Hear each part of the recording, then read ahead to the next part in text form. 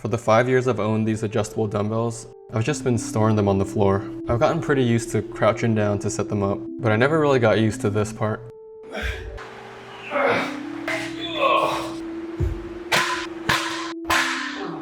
That's why I built this guy. If you're wondering why it took me 5 years to get my dumbbells off the floor, the main reason is money. Pre-made stands just never really seemed worth it. This is the cheapest one PowerBlock makes. You can't tell me that isn't just a glorified folding tray table. That's why I never got around to buying one. But when I got into woodworking earlier this year, I realized I could build one myself now. So I started my search for a good design. A lot of PowerBlock's offerings had some, but not everything I was looking for. I eventually fell in love with the stand I found from Rep Fitness. It was compact, had wheels, so it looked easy to move around, and I liked the ergonomics of it. So I looked for a DIY version of it. That led me to this awesome design from No Indication 1354 on Reddit. It was almost perfect. I just needed to adapt it to the PowerBlocks.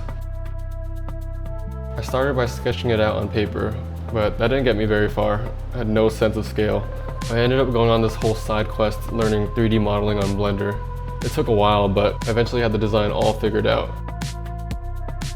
I kept No Indication's aesthetic, but added these shelves for the PowerBlocks and this cross member which would hold the adder weights.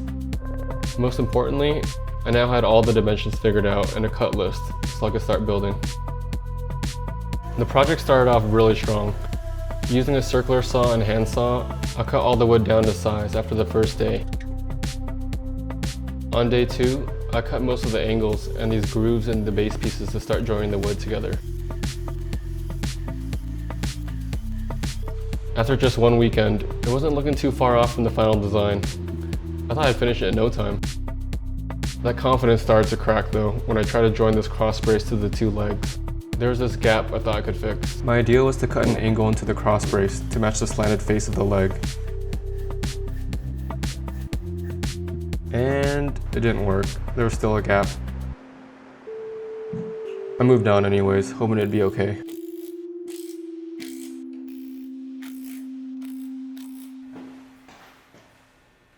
It wasn't. The gap turned into a wobble. We'll deal with that later. There was still too much left to do to get stuck there, so I moved on to mounting the top support beams.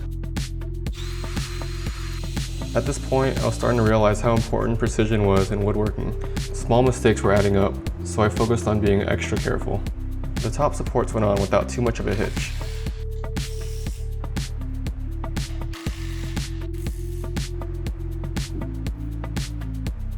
And they seem to be strong enough. For now. Next up was making this cross piece for the adder weights. I remember working on this early one morning. The sun was shining in. I was totally in the zone, loving life. That bliss didn't last though, when I found out this piece would just not fit. I was trying to sneak up on the fit, cutting it slightly long and then trimming it down little by little. But either my tools or I just wasn't precise enough. Every attempt was just removing material in a way I didn't intend. I eventually got to this point where my next cut either works or I'd have to start over with a new piece of wood. And I really didn't want to start over, so I started spiraling a bit. I remember going down this ChatGPT rabbit hole that night. I was trying to figure out what tool can I buy to make that next perfect precise cut. Apparently it was either a miter saw or a hand plane.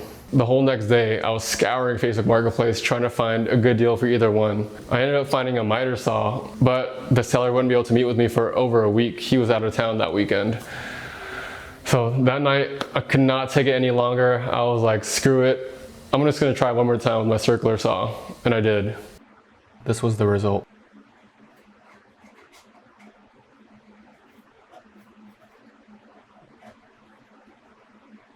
Not perfect, but close enough for me to force it in, which was good enough for me. I was relieved. Almost there. By the way, I did end up picking up that miter saw and a jack plane anyways, because I'm addicted to buying used tools, but I'm sure I'll find a use for it in a future project. For now, back to this one. Now that I knew the cross brace could fit, I prepped it for mounting. I drilled out the holes for the adder weights.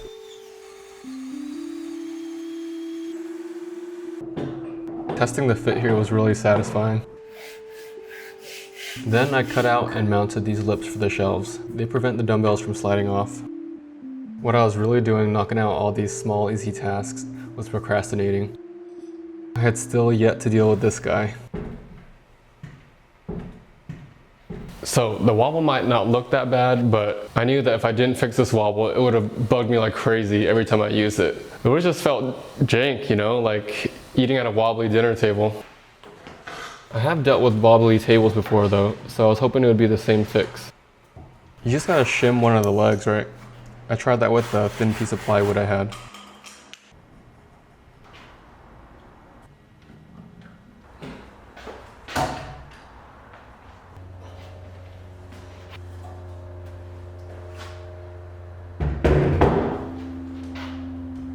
It looked promising so far. Let's see how it does once I install the casters.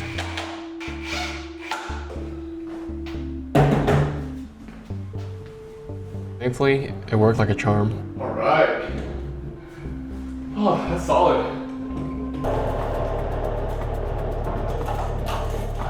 With the base finally stable, I could now put everything together.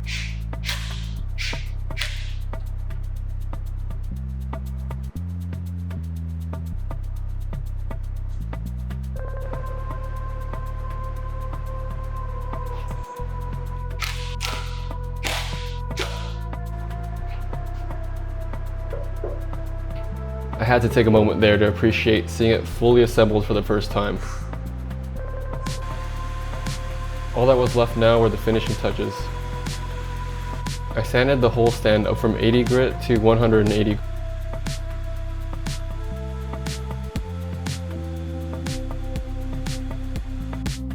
Then I finished it with 3 coats of Danish oil. On one of my many Home Depot trips, I found this rubber flooring on clearance. It made the perfect padded surface for the shelves.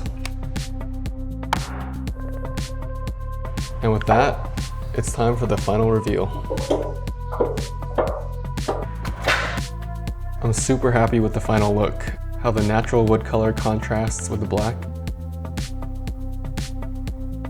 And using the dumbbells is way easier now too.